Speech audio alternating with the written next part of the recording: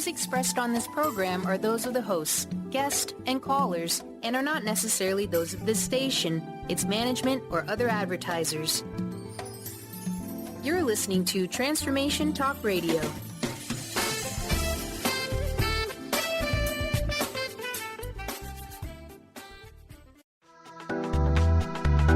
This show's audio was via a Skype call.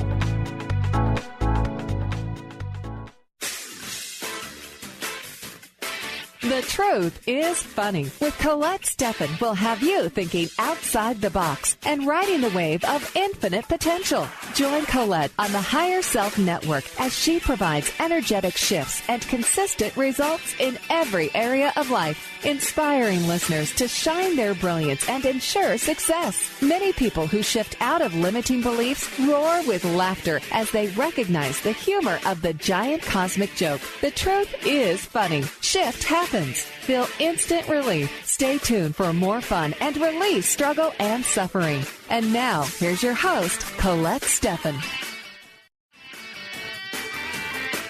Today, your guest host, Phil Free, is here. Phil has been using energy work since 1998. He continues to apply these techniques every day to facilitate improvement for himself, family, friends, and clients. You can tune in and benefit from it too. Here's your guest host, Phil Free.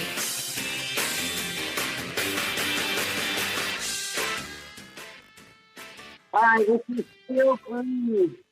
Welcome to The Truth is Funny on Transformation Talk Radio. I'm filling in for Colette today. Stay tuned for the next hour to experience instant relief using your intuition to solve life's most challenging problems. Shift happens every Wednesday at 8 a.m. live on the airwaves and in the archives at thetruthисfunny.com and transformationtalkradio.com. And all the shows are in the archive if you want to listen later. It's my pleasure to share life transforming information and provide you with an opportunity to call in and delete energetic weaknesses to shift challenges into possibilities. We'd love to hear from you. Feel free to call in 1-800-930-2819. That's 1-800-930-2819. Call in with any issues or questions you guys have. I have two guests today. I have my brother, Michel Deleage, and I have Madison here visiting from Canada, who was with us last month as well. So, hey, Michel, how are you? I'm doing well. Thanks for having me on the show. How are you? I am doing well as also. Madison, how are you? I'm doing very well, thank you. How are you? I'm good. Basically, we're going to talk about relationships with Valentine's Day coming up. And as usual, we're going to look at things from an energy standpoint, from a psychology standpoint. We're going to look at compatibility, why some people are compatible and others aren't. In the description, I talked about whether people want to continue to use wishful thinking or if they want to have deeper knowledge when it comes to relationships. So that's what we'd like to provide here, deeper knowledge, so that people can get a better match in their relationships and find more happiness in life, or improve the match they have also. So, Michel, do you have any introductory statements you'd like to make about relationships and compatibility in relation to Myers-Briggs or Enneagram, which are the things that we talk a lot about when it comes to psychology? Yeah, I would say that both the Enneagram and Myers-Briggs would gives anyone deeper insight on people's traits and characteristics and what actually would go well with their type of personality. So it's a different way of looking at it, a more in-depth way, and it would increase someone's chances of finding someone compatible. Great. So why don't we start with something that our listeners might be familiar with, such as most of us have heard of the introvert and extroverts, right? So why don't you talk about how that works, the dynamic of introverts and extroverts with each other and apart, how should I say it? Extroverts with each other, introverts with introverts, and extroverts with introverts. How does that dynamic play out in relationships? Yeah, of course. So introvert and extrovert. So basically it deals with how people gain energy. So extroverts deal with it in the outside world, interacting with people, and introverts deal with it, dealing with time alone and their thoughts. So an introvert and an extrovert in a relationship might come into conflict because in when they get home or something, or after a long day, an introvert might look for time alone to recharge, collect their thoughts, re-energize before they go out and socialize with their partner or friends. While an extrovert will be the opposite. They'll want to, right when they get home, talk about their day, catch up, and feel invigorated by actually talking and interacting with people. So when you're not aware of that, the extrovert might want to see the introvert as someone who's antisocial when they get home and want to talk, while the introvert might see the extrovert as someone who's needy when they're needy just because they want to talk right when they when they walk in the door. So that's how the pitfalls of that dynamic can be. But when there's two introverts, the lesson they can learn together is they might want to push themselves beyond their comfort zone and go out and socialize a little bit more.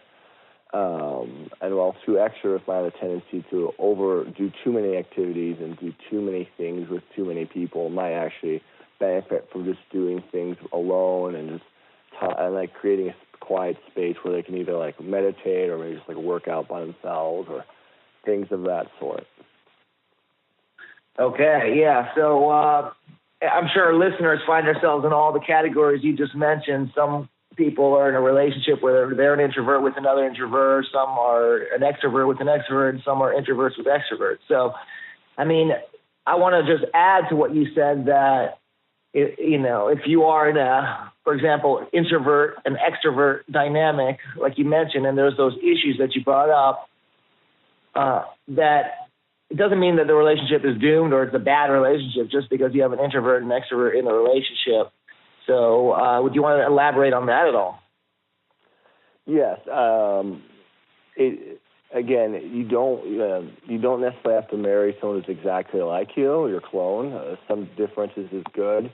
Just that you have to be more cognizant of the differences. It's not going to be your natural go-to, and it might just take a little bit more work, but it's totally workable. Certainly, So, is there any thing you would have to say about another letter combination, such as the T and the F, which stands for thinker and feeler, for those who are listening? Yes, so the other letter, two letters you mentioned, thinker, feeler, has to do with how one makes decisions. So a thinker is one that looks at the bottom line. They look at their head. They make decisions analytically. They just look for bottom line, and they want to be fair. And they notice more inconsistencies of logic and things of that sort. And they're looking just to clear out all the background noise, and they're looking for clarity. Well, someone who's a feeler is that they make decisions based on their personal values. They want to kind of immerse themselves in people, trying to empathize and relate to people's situation and their feelings, and they want to usually kind of get in the middle of that and make their decisions based on their heart and compassion. Right. All right. Thanks for that info. I'm just going to add to all this that although this information is very helpful and you can have everything lining up on paper just perfect in terms of our letters or our numbers, in terms of compatibility, it doesn't mean for sure that things are going to work out either. And because there's so many other factors more than just the psychology when we look at relationships. But obviously, we're still going to talk about the psychology anyway because it helps to know. It helps a lot. I wanted to just say that because I wanted to bring in also the energy element, me knowing the energy work that I do. I would also back up all this knowledge with my energetic knowledge. And so even if something looks really good on paper, relationship-wise, and things should line up, but something doesn't feel strong about it, I would not ignore that feeling. I would address that feeling or take it as a sign that it's not a good relationship. So that's just an extra thing that could help. It's good to know psychology. It's good to know the energy as well. And in combination, I feel it gives you a little extra boost. Wanted to throw that in. Any comments on any other factors, or would you agree with what I said? Yes, Michael? Yes, I do agree with what you're saying. It's more as I would use the Enneagram and the Myers-Briggs as a guideline more than a definite answer. I mean, you definitely want to know yourself, be in a strong place. You just want to be a healthy person yourself, and this isn't like you're destined for this. So there's always room for improvement and growth and learning. Cool. All right. Well, we also look at number compatibilities at times too, and we'll get more into it as the show goes on. But do you want to give us an example, just one example before the break, about how a number and another number may be incompatible, or not necessarily? When I say incompatible, again, nothing is doomed, like you said, but two numbers that would have trouble with each other. Let's put it that way. Yes, in general. Okay, yes, of course. So I would say, for example, you could have a 2 that's an EP with a 5 that are often ISTJs. So the 5 is investigator, 2 is the helper. So it's basically they're one of the challenges because they come from completely opposite sides and different ways in terms of just about everything, how they process information, how they go about their day, planning their day, and or not, and then how they get energized. So those are two numbers that can be very different. So again, it doesn't mean it can't work, but there'll have to be a lot of like self-understanding and understanding of that other person. Right. So that's a good point. I just want to again add for anybody who's listening that we're not, again, going to doom anybody. So if you find yourself, in a 2-5 dynamic like the one he just brought up, it doesn't mean for sure that you guys have to break up or you're a bad couple or anything like that. I just want to bring this side of things to show what, if you are in that dynamic, because there may be listeners who are in that particular dynamic, what they need to do to actually improve that situation or be cognizant of each other's differences so that they don't bother each other so much. First thing, do you have any insights on that? Yeah, I think the first thing to do would be, again, one book that I found very helpful is The Wisdom of the Enneagram by Don Richard Rizzo and Russ Hudson. That's a good source to start with. There's a lot of good sources, too, online or books about the Myers-Briggs. And so, just learning about yourself, reading about the other personality, and then just take one letter at a time. It's definitely a long-term process. The long-term process is worth it because it will give you deep understanding about yourself and your potential partner or friend or the other person you're trying to get to know. Right. And so I would just add, with energy work, just back up anything you feel about, with the energy testing and knowing that you're strong to what you're doing. That's the energy angle on this. Sounds real simple, but when the energy isn't strong, it's not necessarily, this is a bad relationship or anything. I mean, you can change that energy. You could shift it, as we talk about on this show all the time. We shift the energy, and then we get to a more neutral place. And once we get to that neutral place, then we're in a clear state of mind to make a decision like, okay, well, are those compatibility issues or incompatibility issues something that I know how to handle, navigate, or is it something that's just too much work, unpleasant, or whatever it may be? It's not worth it. I'm going to go somewhere else. So it helps to know this. I would definitely recommend any of the listeners following any of, learning about energy work as well as psychology. But we are about to hit a commercial. So we've been talking about relationships compatibility with Michael and Madison, and we'll be back in a couple minutes to make some more shift happen.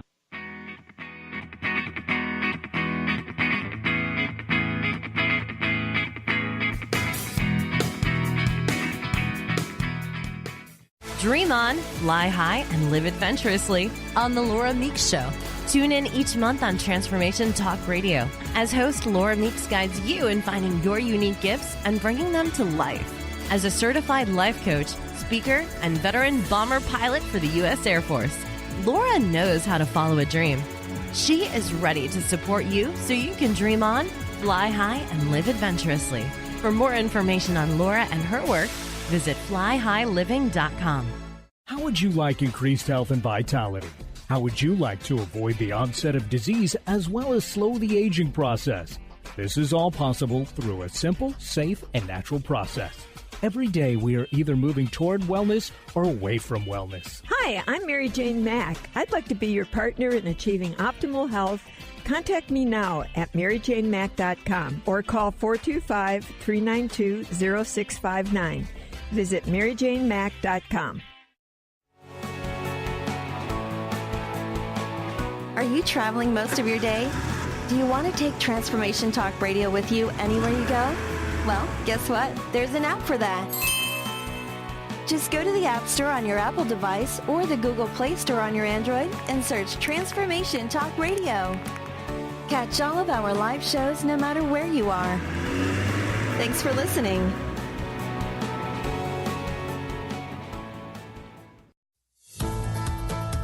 Are you ready to shift your current beliefs about death?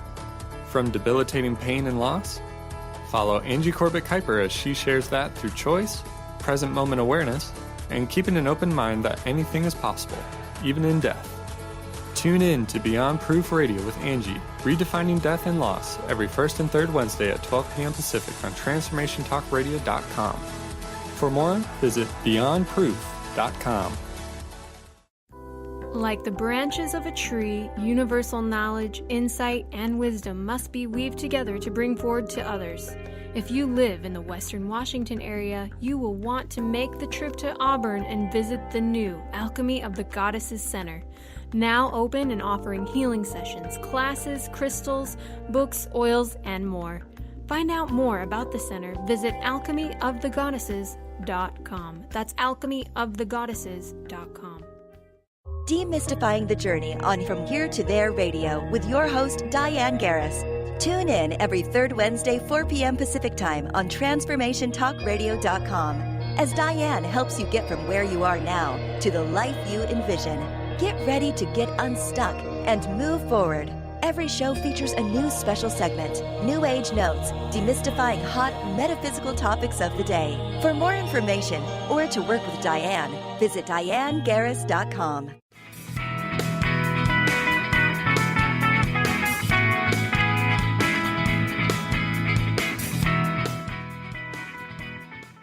Hi, we're back on The Truth is Funny. I'm Phil Free, filling in for Colette today. My guest is Michel Deleage, and I also have an in-person guest, Madison. Before we continue, Michel, can you share your contact info with our audience? Yes, of course. My contact info is m_DELEAGE@yahoo.com. There you go. If anybody wants to send me an email or anything, you can do so at whatphil@hotmail.com, WHATPHIL@hotmail.com. If anybody wants to call in with any questions or issues that they want cleared, shifted, call in at the number 1-800-930-2819, 1-800-930-2819. So we're going to get back into it. Madison, do you have any questions you'd like to ask about relationships or anything? Yes, I was actually wondering, with the number personalities, is there certain numbers that are more compatible and why? Michel, you want to field this one? Yeah, okay. Yeah, and thank you again for your question, and thanks for being on the show. Yeah, there are definitely a certain number or combinations I'd say that go pretty well together. I mean, one that comes off the top of my head is an 8 and a 1 would go well together for the reasons that they both are strong on a thinker letter, so they kind of both come to decisions in a very similar way. They'll get to that same decision, so there's kind of like an understanding of how they got there.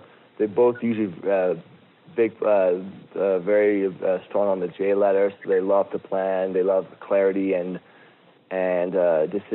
closure. So that also that's just going to kind of reinforce that. So they have a lot of commonality in mind. Another one that would come to mind is, for example, a 9 and a 4 can go well together because they both go with the heart. They both really connect to people quite well.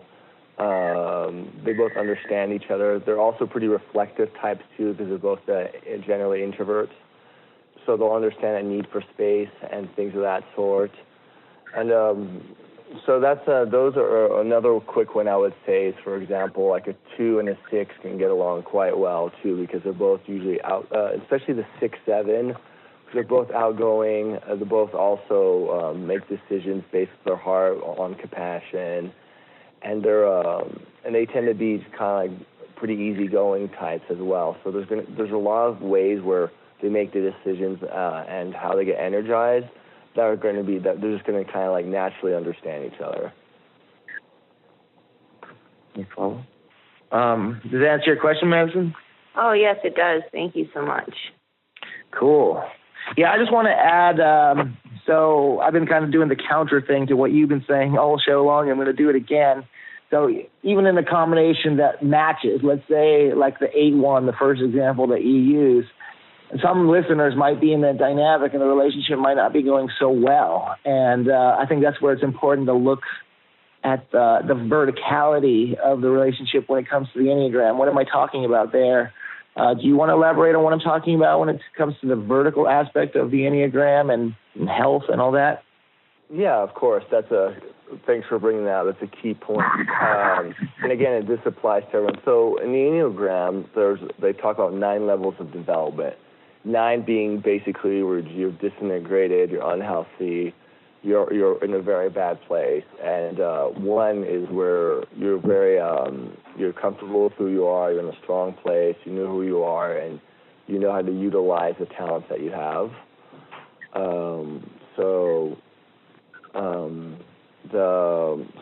Let's say that you're in an 8-1 dynamic, but let's say, for example, the 8 is healthy. Let's say he's at a 2 or 3 state, and while the 1 is, like, let's say, struggling at a 6 or 7 state. Would that be an area where it would be really tough for them to get along, even though the compatibility is there?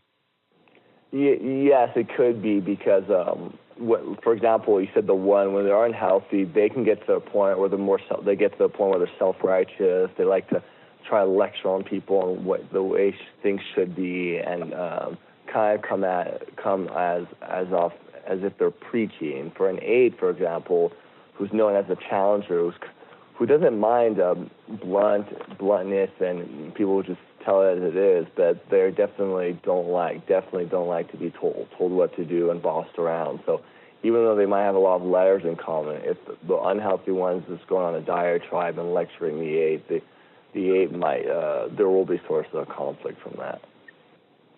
Right. Well, since we're talking about this vertical aspect, I wanted to bring it up as it applies to numbers that are not necessarily compatible with each other, but if they're healthy, does that start to negate the incompatibilities in a sense? Yeah, so that's a very good point. Again, this is always more a path to growth and a guideline than something set in stone. Yeah, no, an example I can think of would be a 4. The individualist, he's actually INFP, introvert, intuitive, feeler, perceiver, and 1 which is called the reformer, which is an ESTJ. But they're both very healthy people. They know who they are. They know what they're good at. They know what their strengths. And the key is, even though they're different, all their letters on paper, it doesn't look like it'd be a good fit. They're able to use their differences as complementary and not as a source of conflict, and they just take the time to really listen to each other and understand where the other one's coming from. Right. So we're going to take people, we already are taking people in a lot of different directions, and we'll recap at the end if you listen through at a lot of this, because there's no one answer for anybody that, you just do this and you'll find happiness. It's not that simple. If it was, we just spend a minute on everybody and charge $1 million. No, just kidding. Make $1 million charging $5, for a minute. Okay, you go this way, you go that way. It'd be way too easy. Madison, do you want to chime in with something here? Oh, yes. I was actually wondering, a previous relationship I was in before, when things were really good, they were really good. But when they were bad, it was really bad. And I find that even, like, I don't know if this is just because partly because I'm a 2, and I always want to help someone. So even when I wasn't being treated well, I wanted to keep the relationship going because I really cared about this person. But then I literally remember waking up one day and I felt like I didn't have any feelings for that person at all because I was just done with the situation. So I didn't know if that, like, has any relevance to the number theory at all, or the numbers or the letter combinations. Yeah, no, again, thanks for sharing that. It definitely, it has a lot to do with the 2, because the 2, as I said earlier, is known as the helper, so they're trained for empathy. So that means they really care for people. They put their heart on their sleeves. They almost have like a sixth sense of how people are feeling. One of the traps or pitfalls that 2 might go into is they might want to go into rescue mode, thinking, here I am, I want to help this person, and I really want to pull the sinking ship out of the water, and which is, a good feeling to have.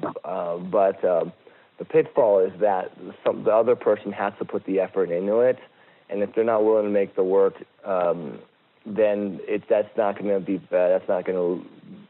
be much progress, and eventually, like a 2 has a lot of tendency to burn themselves out because they'll overcommit, they'll overoffer themselves to people. And not always get a good gauge of like pacing their own energy, and eventually, like, if they don't see any progress in this, and the other person's not making an effort, they'll just burn out. So, okay, I'm done. And so no, I've known a lot of 2s who can relate to that struggle. Does that answer your question, man? Yes, it does. It makes a lot of sense, actually. So thank you so much. So yeah, right. So, I mean, in light of that information, I would say that everybody who's listening know who you are first and foremost. I think that's where it starts. Once you know that, then yes, it helps to know your partner. Of course, we're always discovering ourselves, so it's not like, we get to a point and, I know myself 100%, and there's always room for growth. So I don't say, like, you have to know yourself completely all the time before you can meet anybody. But the better we know ourselves, the better we know what's compatible for us, and the better decisions we can make. And also, sometimes it's good to know also even when to end relationships, and if you're aware of this, you can end it sooner and not let things drag on if you know it's not something you want to pursue, or you see the incompatibilities way ahead of time, and you see perhaps you're willing to work on it, the other person's not aware or not listening to this kind of information, or not open to it, or just not self-reflective in any way, or that kind of nature. So basically, anything you wanted to add on that before we hit the break, Michael? A quick thing I'd say, too, is the good thing about the Enneagram and the book I recommended, they'll have trigger points for each number. So if you're just going through like a bad period and you have this book or this information, you can kind of say, this is kind of like a trigger point of mine, and it's kind of like a red flag you can spot early. So that's a kind of a good way to quickly address a problem before it festers into something worse. Thanks for that. Well, we're about to hit a break. If anybody wants to call in, we can take your calls afterwards. It's 1-800-930-2819. And we'll be right back to make some more shift happen. Thanks for listening, and keep listening.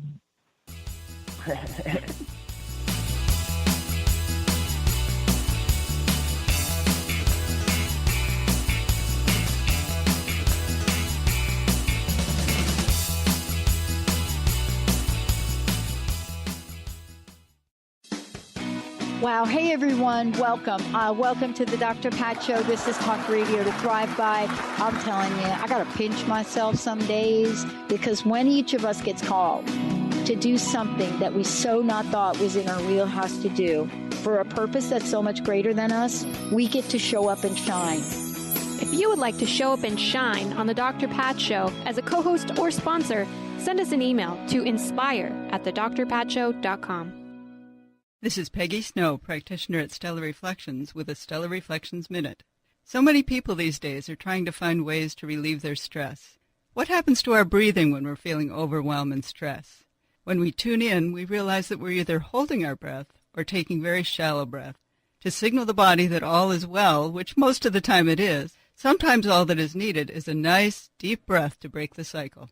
First, exhale to get all the stale air out by engaging the abdominal muscles and blowing gently.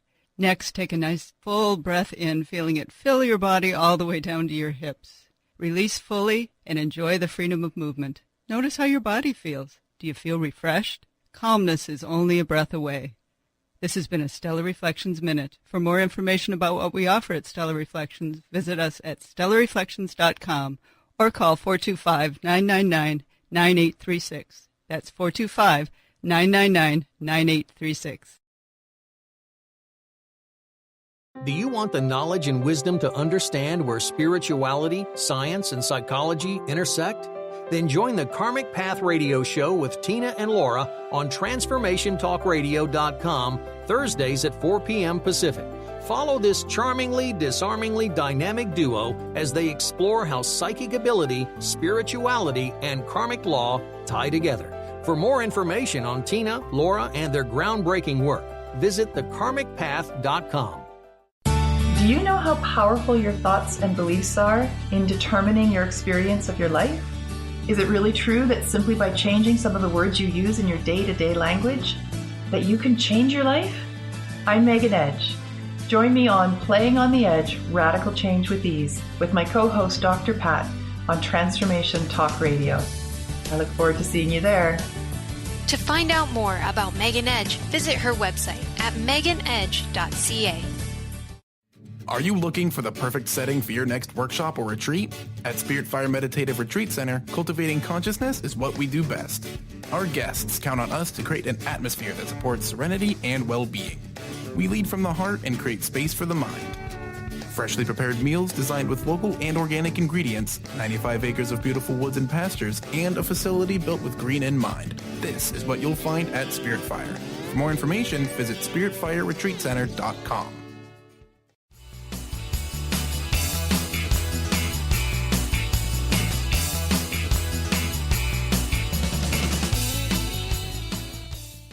Hi, this is Phil Free filling in for Colette today. I have Michel Deleage and Madison here with me, and we've been discussing relationships and compatibility. Michael, are you still with us? Yes, I am. Awesome. Well, we were talking about something over the break. Do you want to get into it a bit? Yeah. So one thing I was going to ask you was that. So a lot of times that I've noticed in the Myers-Briggs and the Enneagram is that sometimes people have a bad experience with a particular number or letter type. If it's, let's say, a bad experience with their parents, and therefore they're totally anti this number or that letter combination. But unfortunately, sometimes they can actually learn a lot from that number. In your work, do you see a lot of that, and people have past issues with that can actually block their growth? Definitely that last point about when people get jaded by something. It could be a number, like you said. It could be many things. And once they've had a bad experience with that thing, then they don't go back to it or that person or that type or whatever it is. So it does come across quite often. I mean, in the case so what you're kind of saying at the beginning of that about the numbers, I want to touch on that a little bit more specifically. So let's say, that you didn't like your parent, your dad, for example, just hypothetically, although I'm sure a lot of listeners may not have liked their dad. So it's true for many. So basically, let's say you don't like your dad and he's a certain number, and that's your number of integration when it comes to the Enneagram. That means that you have a lot to learn from that number. But you've been so jaded by that number that you just kind of shut them out, turn them off, and then it does prevent your growth because yes, you're not looking at what that number has to offer, and you're kind of throwing the baby with the bathwater kind of thing when you're prejudging the situation, and yes, you're saying kind of whatever that number is are bad. And yes, from an energy standpoint, what I would do is I would just clear their issues with that number. Obviously, if I knew it stemmed from their parents, the relationship with the parents, I would look at that and strengthen that shift the energy there, and then ask them again. I was like, okay, now if you think about getting in touch or meeting somebody with this number, and, having a discussion or whatever, going on a date with them or any of this stuff, how do you feel? And, ideally we get to a place where they feel completely neutral about it. And that's something to look at for a lot of people. And anybody who does have that issue, just going to get them centered here on a very general level. Obviously, I'm not talking to anybody specific, but anybody who has this issue is listening. We can obviously make some shifts just on a general level as well. It doesn't have to be just person to person. So I'm going to do that for the group. And anybody who's jaded by any particular number, let's just get them neutral to that number and, neutralize them to that individual and not necessarily to everybody who fits into that number. Otherwise, hey, Madison, do you have any further questions about relationships, compatibilities or incompatibilities that you've experienced or types that you don't like, anything? Well, I feel like I'm very attentive in a relationship. I like to make people feel like they're wanted and that they're heard and everything that they're feeling. But then I feel like a big turnoff for me is when someone is too needy, because I already give so much attention and then it pushes me further away. Okay. I can certainly say a few things about that. I'll chime in, but Michael, do you have some things you want to say first about it?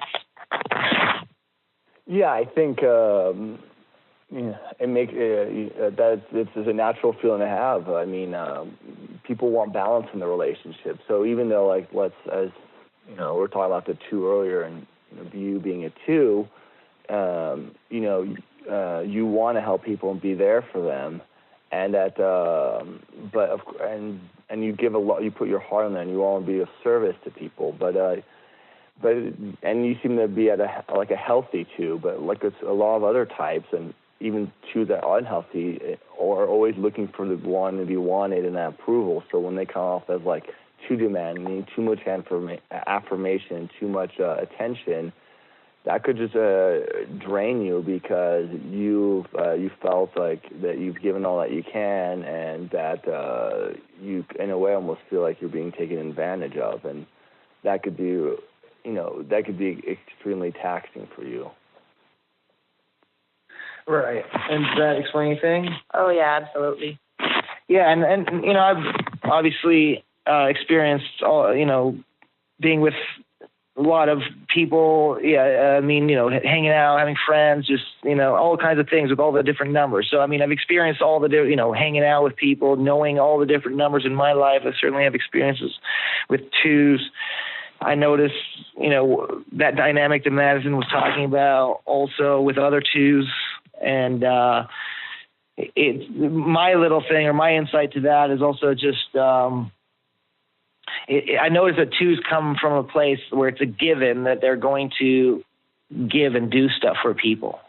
And I just want to neutralize that mentality that we start with a blank slate. When you enter a deal or anything in life, it's best to start with 0, nothing owed to anybody, or no expectations when you first walk into the deal, in a sense. And so then everybody can present what they want or whatever. And so for 2s, I would just be mindful, if you are going to help, maybe helping specifically with what your partner wants, if you want that relationship to be strong, and asking for what you want specifically as well. Because sometimes, like you said, with a 2, their desire to help others is masking their own inability to see themselves, or it's masking their own desire to be helped, really. So that 2s not just help till they get drained, but that they ask for what they want and give the other person what the other person wants, if they want to give, that is. So would you back that up, Michael? Yes, I definitely would. What I would say about the one thing I would chime in about the 2 is always ask yourself, to tune into yourself and just kind of see what you feel, and think about this. When you're helping someone, are you enabling them and letting that difficult behavior continue, or are you actually practically helping them? Because sometimes that can get murky, but it's important to find clarity in that, because one's healthy and one just perpetuates a bad cycle. Can you relate to any of that, Madison? Oh, yeah, definitely. And I feel like I also, because I'm very empathetic, I'll take on other people's feelings as my own. So even if they're going down in a bad spiral or whatever, and I'm still trying to help them, it kind of only gets you further down to their position, really. Instead of trying to help, then you're almost replacing their position with yours. So. Okay, I'll chime in on that. I would just say that's a perfect evidence to me that over-empathy is not good, is not helpful in life, where you're letting your empathy for somebody drag you down, like you just said. I think you described it very well. And I feel like for anybody, you know, and this is important in energy work, and that's important with the numbers, it's important in life, that when we see somebody who's weak, it is good to humanize with them in a sense, have enough empathy that they feel that they can talk to you. You're not somebody they can't even talk to or look at or something like that because you're too intimidating or mean or whatever it is. So certainly have humanity in us, but not lower ourselves to the weak level. So I think about a situation where you have one sick person and one healthy person. If anything, we're trying to get the sick person to the level of a healthy person, not the healthy person down to the level of the sick person. So I think that's the point that Madison was kind of making, and I would just say that for twos and for all numbers and for energy work as well. You hold if you're in the strong position, hold that strong position, and you could throw the rope or the ladder down for that person to climb up to that, but don't climb down the ladder, into the hole and get weak with that person, like Madison just said. Would you agree with that, Michael? Yes, even the greatest aspects of our personalities too much of something can be a bad thing. And again, with like we're talking about the two, that's having empathy is great, but if it's to the point where you're dragging yourself down and ruining your health or other aspects of your life, then as you said, you bring yourself down, and that's not what we're looking to achieve. Right. So that's also kind of a clue, if you're in a relationship and somebody, keeps wanting to sort of pull you down there and you keep saying, no, I'm not going down there, but you can climb up, and they don't take the opportunities to climb up. I mean, that's usually a good, that's a good indicator a lot of times that the relationship is not in a good place. In many cases, it's a good thing to say, okay, we need to seriously address this or end this. Would you agree with that? Yeah, yes, I would. I mean, again, a relationship is any relationship that has to be, both people have to make the effort and put in the work, and being introspective and willing to grow. And if both people aren't, then you're like, it's not going to work out. Right. So, yeah, I mean, one last aspect I want to say is that sometimes, people can also be in a relationship and have a compatibility, but kind of be in a rut with each other. And I guess I'll have to expand on that after the break because we're about to hit it. We'll be right back to make some more shifts happen. And if anybody wants to call in, we have a little more time. The number is 1-800-930-2819. We'll be right back.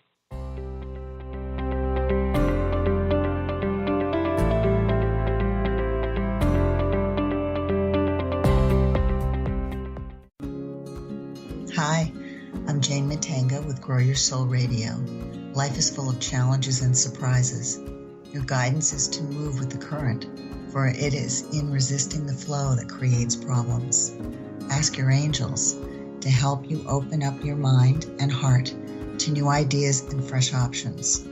When you accept the possibility that there are other ways, previously unseen doorways will be open to you and you will move easily through change.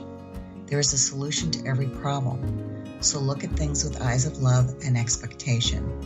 Then your life force will flow freely through you. You will feel healthy and alive and will be able to access the necessary resources and wisdom within yourself to help you through change. I'd love to take this journey with you. Visit my website, enlightened-path.com, so we can explore all that is possible.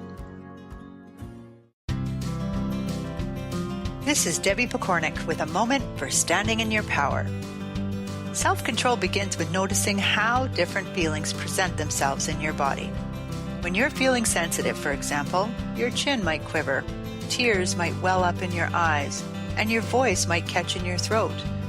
Anger, on the other hand, might appear as tension in your jaw, back, or arms, along with clenched fists, heat in the upper torso, scowling, and a strong desire to yell.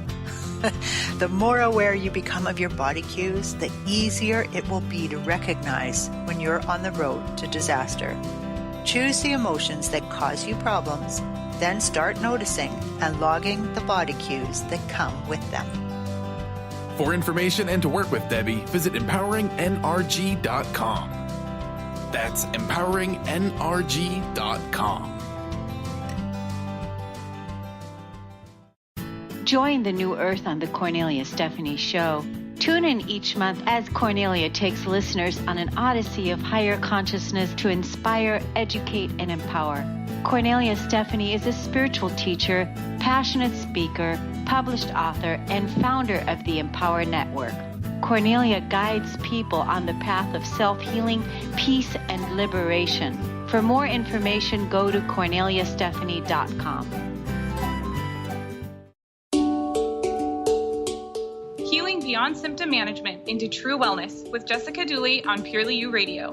Tune in every third Wednesday at 1 p.m. Pacific as Jessica guides you to find and embrace your purest self.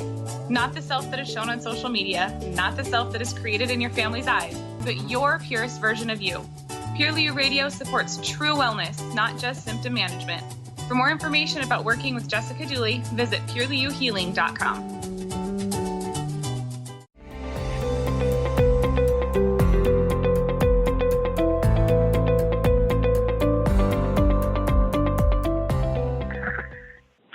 This is Phil Free filling in for Colette, and we've been talking about relationships and compatibility with Michael and Madison, and I was touching on a point before the break, which I'll elaborate now, that even if we have compatibility as far as our letters and numbers, there's another thing that we want to look at, which we touched on earlier, is this verticality, this health aspect. So you mentioned the 9-to-1 health thing, where 1 was at the healthiest level, 9 was the unhealthiest. So let's say in an example where, let's say you have a couple that is the same number and same letters, perhaps even, and they everything. There's no conflict really amongst them.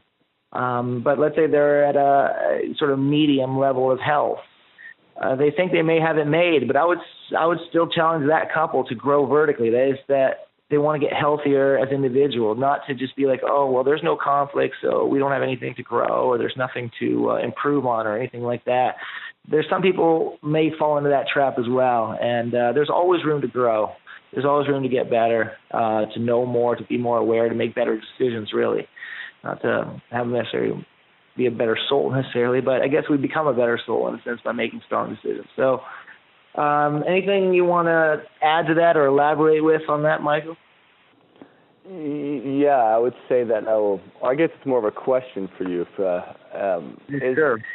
So we were talking, like, one of this, and I've seen this many times, is that you might have a couple, and they might be with someone who's in their direction of disintegration, like a 9 with a 6, or 4 with a 2, or an 8 with a 5. I mean, in your experience, you see a lot of people that struggle because they actually are triggered by the struggles of their partner. Sure. So that happens a lot. But as far as what to do, I mean, there's a lot of things to do. I mean, I'd say being aware of this helps. I'd say the energy work helps too. I mean, when it comes to the energy work, when you know what to look out for, you know why something is bothering you, it's a lot easier to, not necessarily why, but when you're able to pinpoint clearly like what the trigger is, then it's much, easier to solve things. So that's where I pair these things up. And so if, yes, you have a number who's with a number of disintegration, there's things for both sides to look at. Let's say you said the 9-6 or the 4-2. I mean, in an example of the 9-6, the 9 is the direction of integration for the 6, and the 6 is the direction of disintegration for the 9.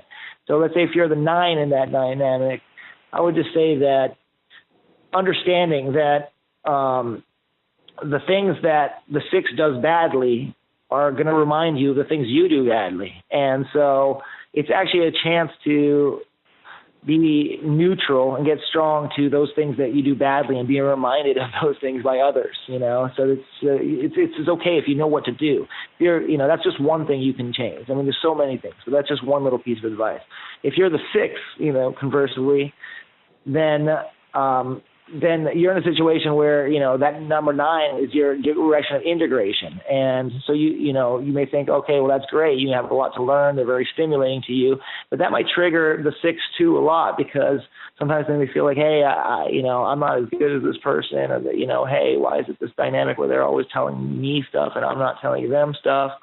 And they may feel resentful too. So just neutralizing that and understanding that, again, it's like it's triggering things about them. It's like their lack, or things that they're not, or things that they are really inside, but they just haven't tapped into it yet, and it's triggering them that they're not there yet.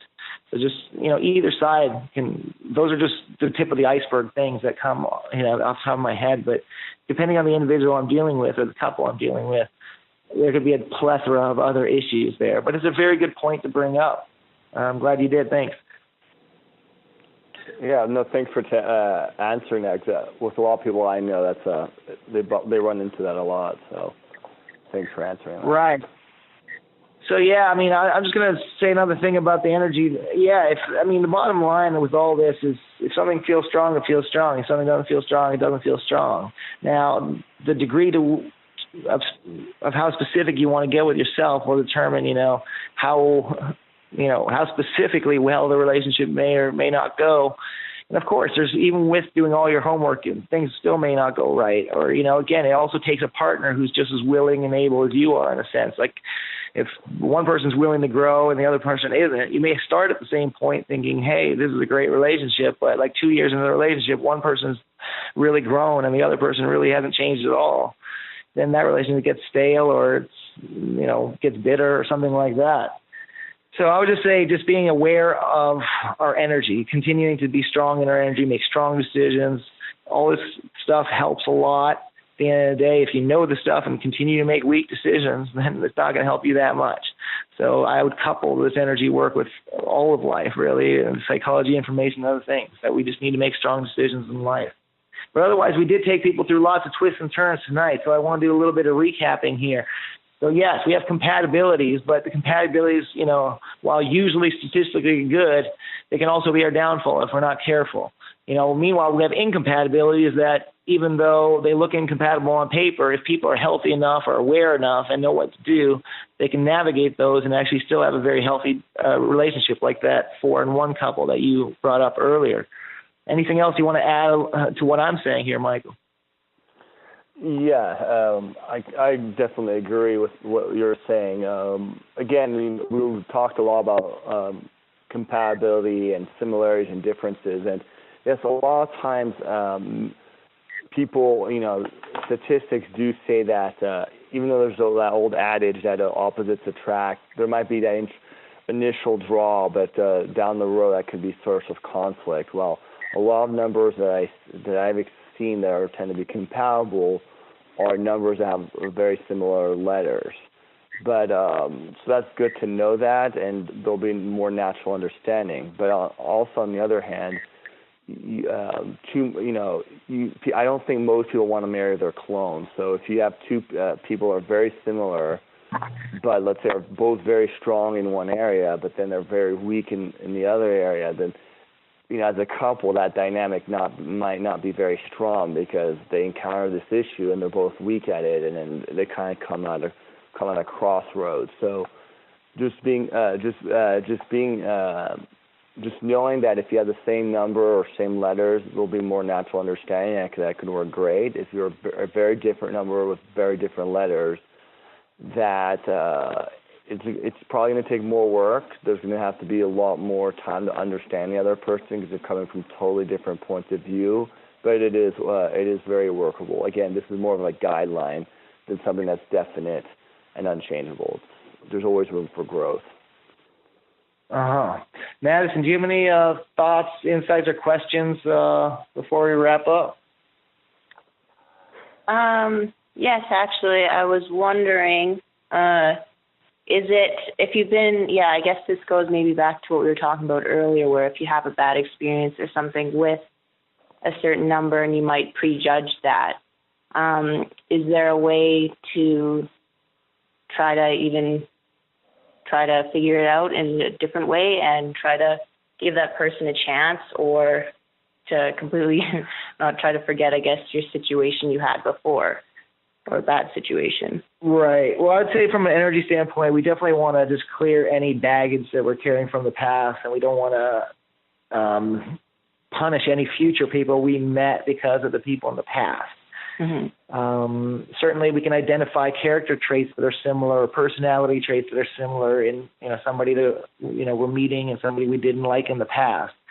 I say it takes some study and work and everything, but as you learn all this information, you're able to piece together specifically what works and specifically what didn't work, or what triggered you, what didn't trigger you.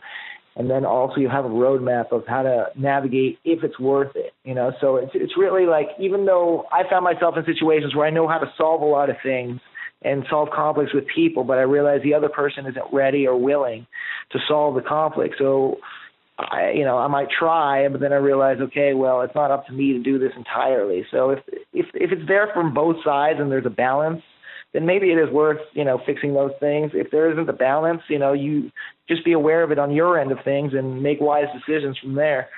And obviously, if you meet somebody down the line who is balanced, then, those differences can be overcome. We're running out of time here. We're out of time, actually, for the show. And it's been a pleasure connecting with all of you out there in the audience. And thank you to Michel Deleage for being on the show, and for Madison. Thank you for having me. And thanks, Carter. For having me. Thank you, Madison, for being on. We'll be back next month, Michael and I, next Wednesday, the first Wednesday of next month. Next week, though, Colette will be back, so stay tuned to Transformation Talk Radio for a lot of good stuff. We'll be back. Make some more shift happen next time. Thanks for listening. You've been listening to The Truth is Funny with Colette Steffen. Tune in to The Truth is Funny with Colette Steffen each Wednesday at 8 a.m. Pacific, 11 a.m. Eastern on TransformationTalkRadio.com. Join Colette on the Higher Self Network as she provides energetic shifts and consistent results in every area of life, inspiring listeners to shine their brilliance and ensure success while roaring with laughter as they recognize the humor of the giant cosmic joke. The Truth is Funny. Visit thetruthisfunny.com for more information. That's thetruthisfunny.com.